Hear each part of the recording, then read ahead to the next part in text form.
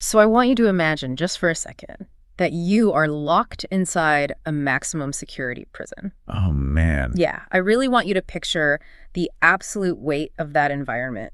Like the concrete walls around you are literally several feet thick. Right. There are armed guards patrolling every single corridor. The steel doors are, operating on synchronized hydraulic timers, and the surveillance is just constant, unblinking. It's everywhere. Exactly. The entire world, essentially, has been specifically designed to keep you forgotten. And for almost everyone on Earth, that kind of environment is just a permanent psychological dead end.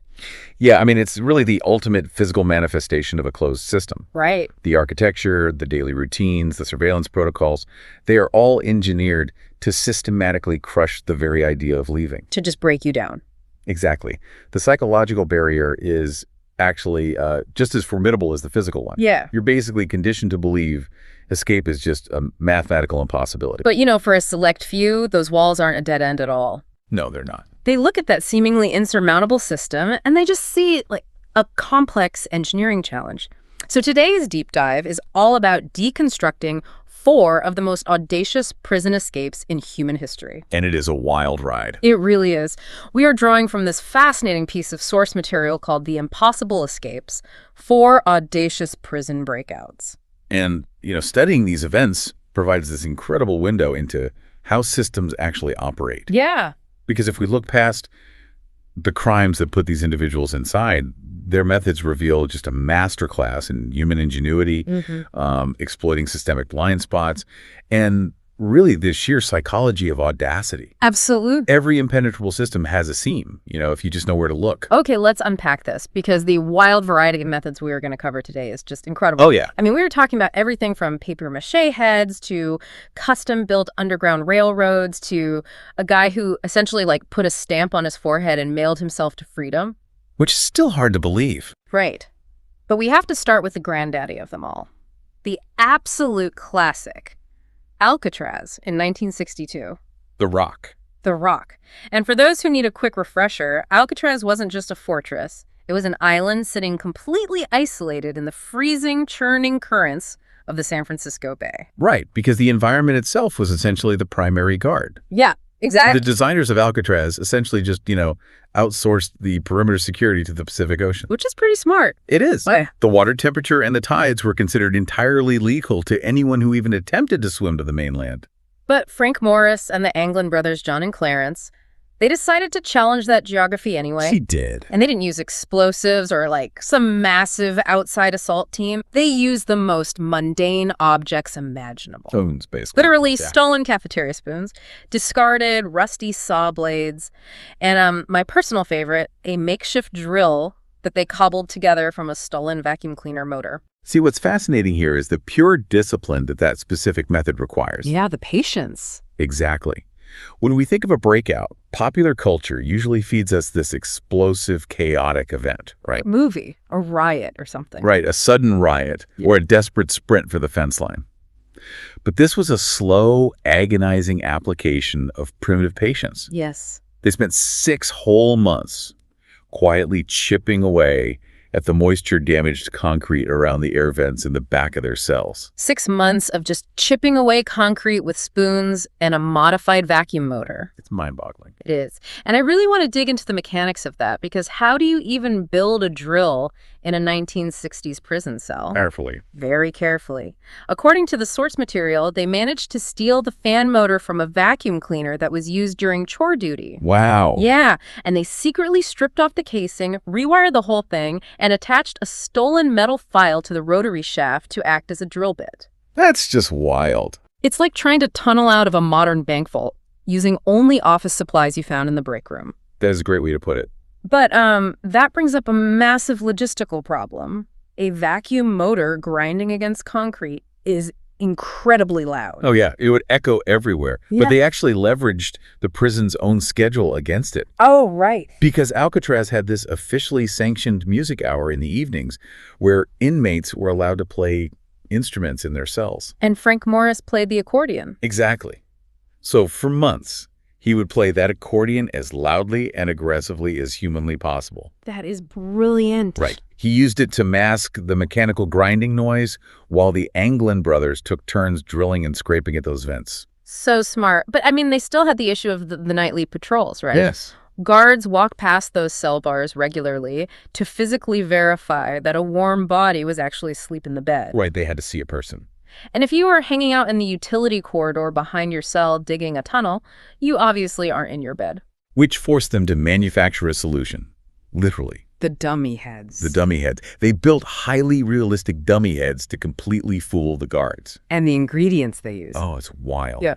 They created this composite mixture using just everyday prison items, soap, toilet paper, and the very concrete dust that they were excavating from the walls. I mean, they sculpted these heads, they painted them with standard flesh-tone prison art supplies, and then they swept up real human hair from the prison barbershop floor to glue onto the scalps. They even painted eyelashes on them. Eyelashes. The margin for error there is just terrifying. Oh, absolutely. You are betting your entire life that a guard walking down a dimly lit corridor at 2 a.m. doesn't stop to take a closer look at the back of your head. But it relies entirely on the psychology of routine. How so? Well, the guards expect to see a sleeping prisoner. Right. They glance in, their brain registers that visual cue of hair on a pillow, and they just keep walking. And it worked.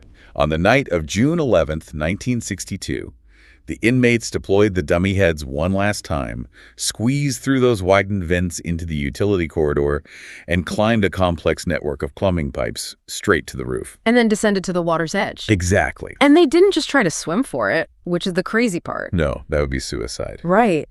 They had spent those 6 months secretly vulcanizing rubber. They used the heat from the prison's steam pipes to melt and stitch together over 50 stolen prison raincoats into this makeshift inflatable raft. Just incredible ingenuity. And they pushed off into the pitch black bay and just vanished. And, to this day, the FBI has never found them. They beat the rock. It is the ultimate triumph of patience over a completely rigid physical barrier. Yeah. So Alcatraz is really the definitive story of having absolutely nothing. Just spoons, raincoats, and a whole lot of time. Right. But what happens when you flip those parameters entirely? Oh, things get very different. Very different. Let's contrast that total deprivation with the infinite resources of the Sinaloa cartel. Yes, let's talk about El Chapo. Joaquin El Chapo Guzman in 2015. He is locked up in Mexico's Altiplano prison. Which is no joke. No, this is the highest security facility in the entire country. We're talking thick walls, massive guard towers, constant electronic surveillance, everything. But in this scenario, the cartel engineers didn't even bother trying to compromise the walls or the fences. They didn't even touch them. No, they recognized that the physical footprint of the prison was static.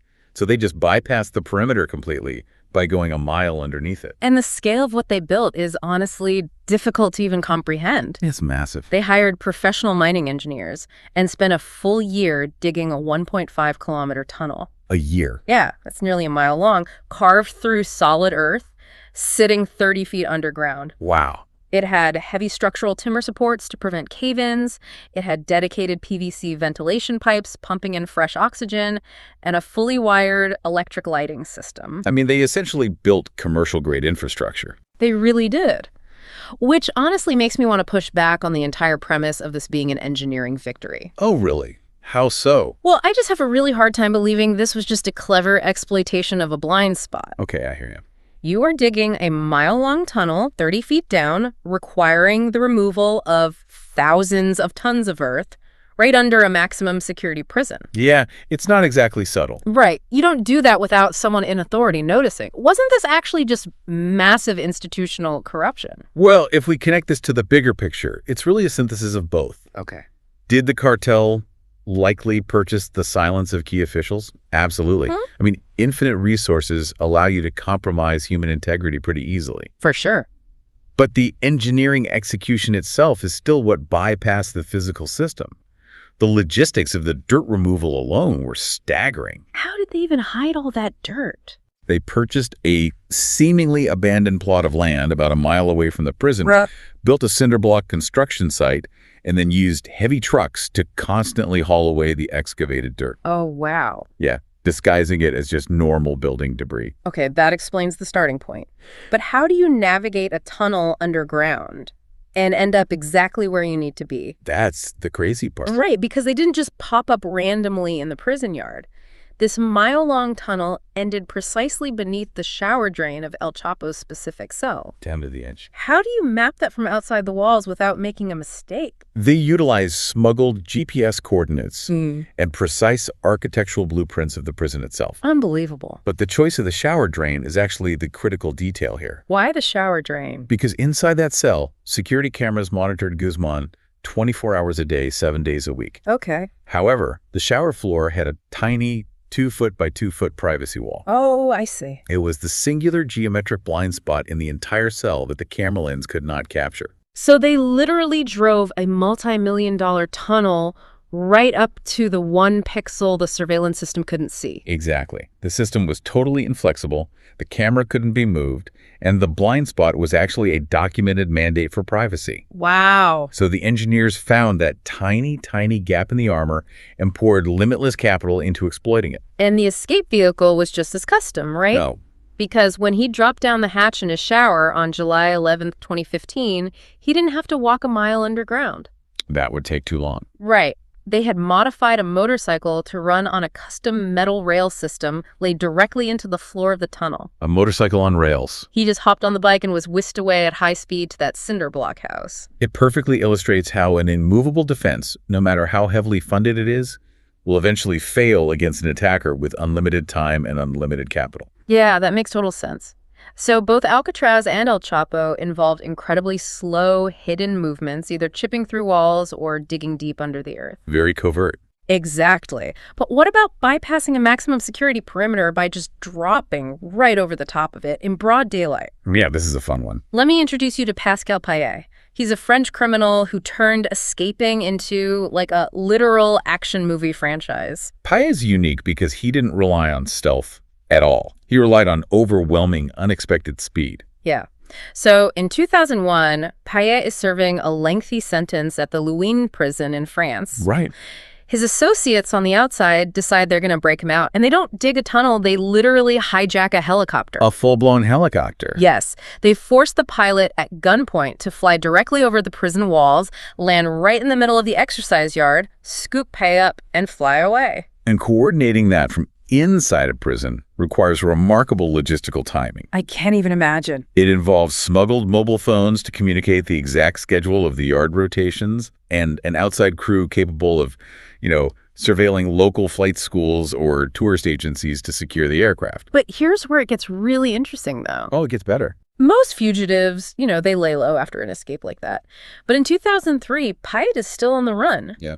And he apparently decides he misses his old cellmates. So he orchestrates the hijacking of another helicopter, flies back to the exact same prison he broke out of, lands in the yard again, and breaks his friends out. The audacity of repeating the identical method on the identical facility almost defies belief. You would think that's the end of the story, right? You would think. Eventually, Payet is recaptured. The authorities know exactly who he is and exactly what his signature move is now. The helicopter guy. Exactly. So they transfer him to an ultra-maximum security facility in Grasse. He is heavily monitored. Right. But in 2007, heavily armed men hijack a third helicopter, fly to this new maximum security facility, and pluck him right off the roof of the prison. Unbelievable. 3 times. Huh. By the third time, why wasn't the airspace restricted? Why weren't there nets over the yard? See, this is where we see a catastrophic failure of bureaucracy rather than architecture. Oh, interesting. French prisons at that time had massive, impenetrable stone walls to stop inmates from climbing out. But the vertical axis, the sky above the yards, was completely undefended. Just wide open. Yeah, they lacked anti-helicopter cables or heavy netting. But after the first 2 times, wouldn't a prison warden immediately install nets? I mean, it seems like an incredibly obvious fix. It is obvious, but government bureaucracy is notoriously slow. Fair point. Many of these French facilities were older historical buildings. You can't just drill massive steel tension cables into a 19th century stone wall without engineering impact studies, budget committee approvals, and contractor bidding processes. So it just got bogged down. Exactly. Institutional inertia paralyzed the security upgrades. Paya didn't need to be an architectural genius. He just needed to recognize that the government paperwork moves slower than a hijacked chopper. He basically weaponized their own red tape against them. He really did. Okay, so we've covered massive external logistics, helicopters, cartel engineers, and outside associates doing all the heavy lifting. I want to shift our focus to an escape that stripped all of that away. No money, no outside help, no heavy machinery. Just a mind-boggling amount of raw psychological nerve. Ah, you were referring to Richard Lee McNair in 2006. Yes, McNair. So he is serving a life sentence at a United States penitentiary in Louisiana. Okay. His prison job assigns him to the mailbag repair facility. And while he's working, he notices this subtle flaw in the supply chain. Always looking for the seam. Always. When old, unrepairable mailbags pile up, they are stacked onto large wooden pallets, heavily shrink-wrapped in industrial plastic, and then transported by forklift to a secure warehouse situated outside the main prison fence. He essentially recognized the mechanics for a modern-day Trojan horse maneuver. That's exactly what it was. But the physical reality of executing it is terrifying. Oh, it's a nightmare. McNair constructs a tiny hollow escape pod hidden directly in the center of a pallet of these damaged mailbags. Wow. He climbs inside the super claustrophobic space, curls his body into a tight ball, and inserts a makeshift breathing tube made out of heavy cardboard, pointing toward the bottom of the pallet so he won't suffocate. And you have to consider the environmental factors here, too. Yeah, tell me about it. This is the Louisiana summer. The ambient temperature inside a warehouse would easily exceed 100 degrees Fahrenheit. Oh, man. Now trap yourself inside a tight cocoon of heavy canvas bags, wrapped tightly in industrial plastic. The threat of heat stroke or suffocation is immense. And he just sits there in the dark, sweating, completely silent. Unaware that a human being is inside, his fellow inmates stack more heavy bags on top of him, totally sealing him in. Terrifying. And they wrap the entire pallet in tight shrink wrap. A forklift physically picks up the pallet, drives it right past the armed perimeter guards, through the security gates, and drops it in the external warehouse. And he's just in there waiting. Right. McNair waits for the warehouse staff to take their lunch break, uses a small blade to cut himself out of the plastic, and literally walks out the back door. You know, the guards operating the gates are looking for anomalies. Right. But a pallet of mail bags is part of the daily routine. They have seen hundreds of pallets just like it. The human brain naturally filters out repetitive visual data as background noise. So he just blended in. Yeah, McNair hid inside the routine itself. The escape is brilliant, but the absolute craziest part of the story happens just a few hours later. Oh, the dash cam video. Yes. McNair is completely out of the prison. He is jogging down a rural railroad track in the sweltering heat, wearing nothing but a pair of light shorts and a t-shirt. Right. And a police cruiser pulls up onto the tracks right behind him. See, this raises an important question about the psychology of survival. How so? How do you behave when the gig is up? The officer in that cruiser isn't just on patrol. He is actively responding to the breakout alarm. He knows someone is out there. He's actively hunting for McNair. Most people in that split second would succumb to the adrenaline spike. They would freeze, or they would try to sprint into the woods. But McNair does the exact opposite. We actually have the real police dashcam video of this entire encounter, and it's wild. It really is. McNair perfectly matches the physical description the officer has, but he stays completely relaxed. He jogs right up to the police car. So bold. He looks the cop right in the eye. He uses this incredible casual charisma to just dictate the tone of the conversation. He fundamentally manipulates the predator and prey dynamic. Explain that. Well, the officer's training has prepared him to confront a desperate, highly dangerous fugitive. When a suspect runs, it triggers a pursuit instinct. Right, the chase. But McNair presents himself as a friendly, slightly exhausted local roofer out for a midday jog. He gives a fake name. He talks casually about his brother working nearby. He even jokes about the heat. He doesn't act like prey, so the officer never transitions into predator mode. Exactly. McNair keeps his heart rate visibly steady. He doesn't fidget. He leans casually against the police cruiser while the officer runs his fake name over the radio. It's unreal. The ultimate punchline to this dashcam video is the cop telling the escaped convict to be careful out there and warning him to watch out for the fugitive. Wow. The cop literally waves goodbye and lets him walk away. It is an absolute masterclass in psychological warfare. McNair understood that if you control the emotional temperature of a situation, you control the outcome. So what does this all mean for us? We've looked at 4 completely distinct methodologies today. Yeah. We had the obsessive engineers of Alcatraz utilizing primitive patience and makeshift tools. We had El Chapo's cartel deploying infinite resources to bypass a rigid defense. Right. We had Pascal Payet weaponizing bureaucratic inertia with a helicopter.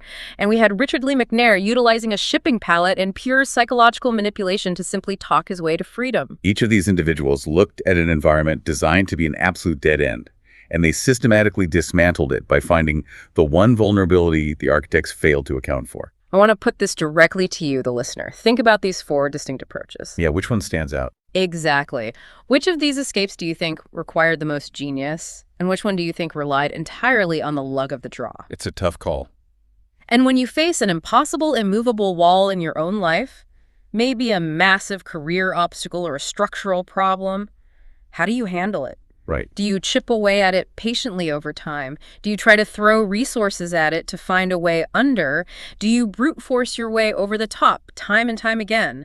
Or do you try to talk your way around it using pure nerve? It's an excellent framework for evaluating how we tackle our own insurmountable problems. I think so too. But, I think there's one final, entirely different angle from this source material that we really need to mull over as we look toward the future. Oh, what's that? Well, every single one of these impossible escapes relied, fundamentally, on exploiting a human flaw. That's true. It was a tired guard walking past a dummy head. It was an officer trusting a charismatic jogger. It was a bureaucratic committee delaying a safety net. The humans were the weak link. Exactly. The architecture never failed. The humans did. But we are currently entering an era where human surveillance is being rapidly replaced by automated systems. Oh, wow. Artificial intelligence. Precisely. Prisons and secure facilities are deploying algorithmic camera networks, automated drone patrols, and biometric sensors that don't get tired. They don't suffer from bureaucratic delay, and they certainly cannot be charmed by a friendly jogger on the railroad tracks. That is wild to think about. If the only true vulnerability in these systems historically has been human error, what happens to the concept of the impossible escape when the guards are entirely composed of code? Wow. When the human element is completely removed, do we finally build a system that genuinely cannot be broken? That is a terrifying and fascinating thought to leave on. The walls of tomorrow won't just be concrete, they'll be algorithms?